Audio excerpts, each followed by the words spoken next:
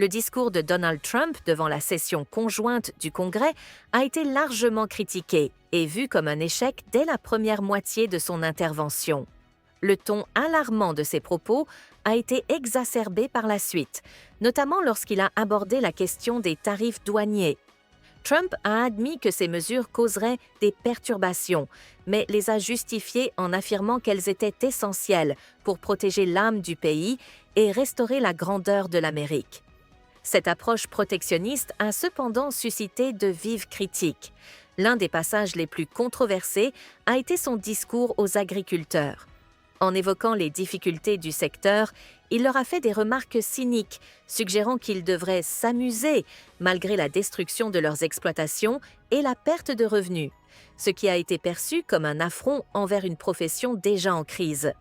Trump a également annoncé son intention d'abroger la loi sur les semi-conducteurs, une mesure qui avait été cruciale pour la croissance de l'industrie technologique aux États-Unis, créant des milliers d'emplois et attirant des investissements importants.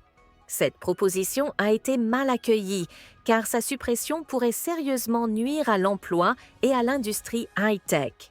En outre, Trump a exprimé le souhait de criminaliser la publication de certaines images en ligne, suggérant qu'il pourrait utiliser cette législation à son avantage, en réponse aux critiques dont il faisait l'objet sur Internet.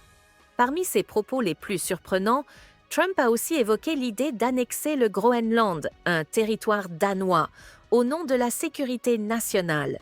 Bien que certains alliés aient pris cette suggestion à la légère, elle a été perçue comme une provocation envers le Danemark.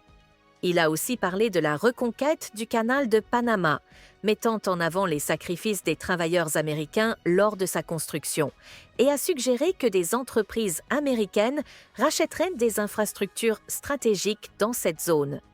Le discours a également été marqué par des attaques personnelles et des moqueries, notamment à l'encontre du sénateur Marco Rubio, qu'il a tenu responsable de tout échec futur, et de la sénatrice Elizabeth Warren, qu'il a qualifiée de Pocahontas, ravivant ainsi d'anciennes polémiques.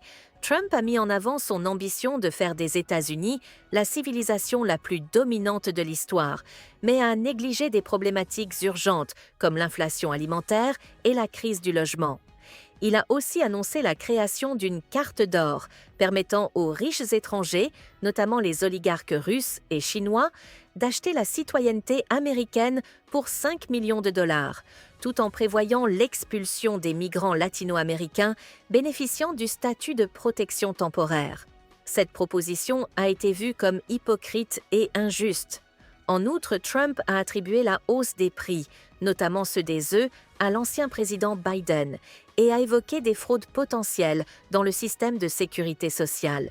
Il a aussi exprimé son admiration pour Elon Musk, malgré les polémiques concernant ses actions. Le discours s'est conclu sur une note autoritaire, avec l'annonce de la fin de l'ère des bureaucrates non élus, une déclaration qui a été reçue avec scepticisme. Les réactions à ce discours ont été sévères. De nombreux experts ont averti des risques économiques associés à ces propositions, évoquant des dangers de stagflation et de perturbations dans l'industrie automobile. Des médias influents comme le Wall Street Journal ont même mis en garde contre la possibilité d'une nouvelle Grande Dépression. Ce discours a ainsi mis en évidence les profondes divisions politiques aux États-Unis et soulevé des questions sur l'avenir du pays sous l'influence de Trump.